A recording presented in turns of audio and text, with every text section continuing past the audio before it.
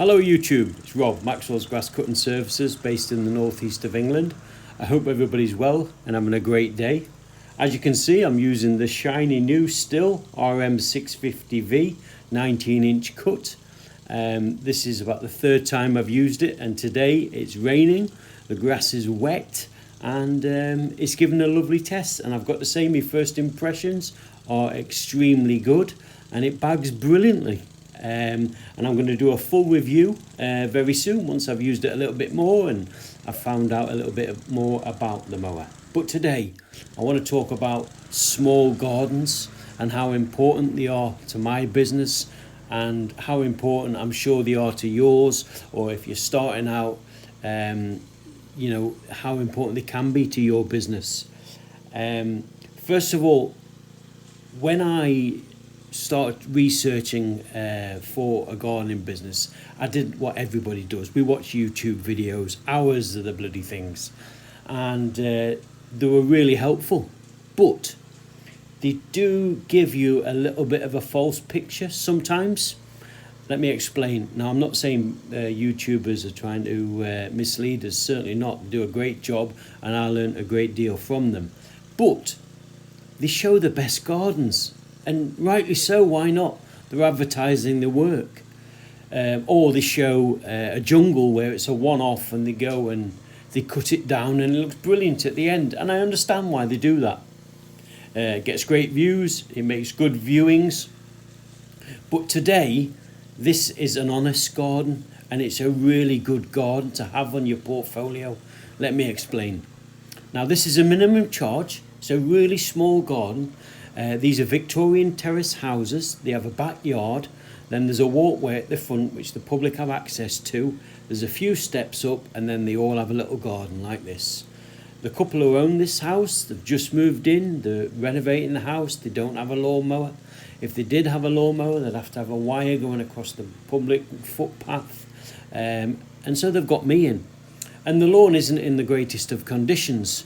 So I mow it, I trim it, I leaf blow it, and I charge £20, and it takes me less than half an hour from pulling up in the van to getting the kit out, doing the job, and then leaving. And I'm there every fortnight, 17 cuts during a 34-week season. So because it doesn't take me that long and I want to improve the lawn, I put a little bit of weed and feed down, and I'll do it 3 times a year. I won't charge them because the amount it takes is minimal. And I've also got some seed in the garage which have been used on another job, and I put a little bit of that down with a bit of compost. I'm going to try and improve the lawn over the next 12 months. I'd like to come back and say this lawn has improved, and it's just a bit of personal pride. Now, as you can see, the lawn's full of sort of pollen and flower heads from the trees and leaves, and it's not in the greatest of condition. And the couple have a couple of young children, they play on the lawn. But the message is today, imagine if you could add sort of 10 of these to your portfolio, one a day over your fortnightly 5-day week mowing round. You know, that's £100 a week. It's £3,200 over the season, and if you squirrel that away for winter, that takes care of January and February. So for me, the perfect customer, or one of the perfect customers, is a small lawn like this where it's a minimum charge, you're in and out within half an hour, the access is great, the customer pays quickly, they appreciate your worth, and there's a little bit of winter work in here as well if we have a look.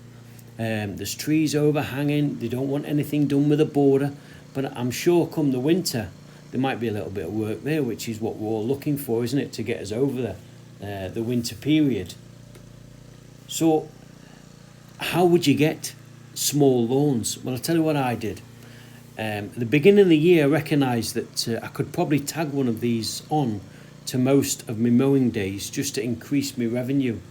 So I put an advert out on Facebook business page saying, is your garden too small for a professional gardener? Here at Maxwell's, we don't think so. Please get in touch for a free no obligation quote, and then I put a load of other spiel on it. And if you haven't seen my other video, I've done a video on how to achieve 20 customers really quickly and the marketing strategy. I'll put that down in the link below. And this was a reply after that ad I did on Facebook on the business page, and it's free, it costs nothing. And I've picked a couple of these up, and they're all within 1 mile of my home address. So if it's raining one day, you can tag a couple on to the next day, and they're stress free. So what I would say is today's messages: never ever underestimate an unkept garden which doesn't look pretty. You know, it's a start, isn't it? And when you first start, a lot of your work will be doing this type of work. Anyway, that's me. Thanks very much for watching. I really appreciate it.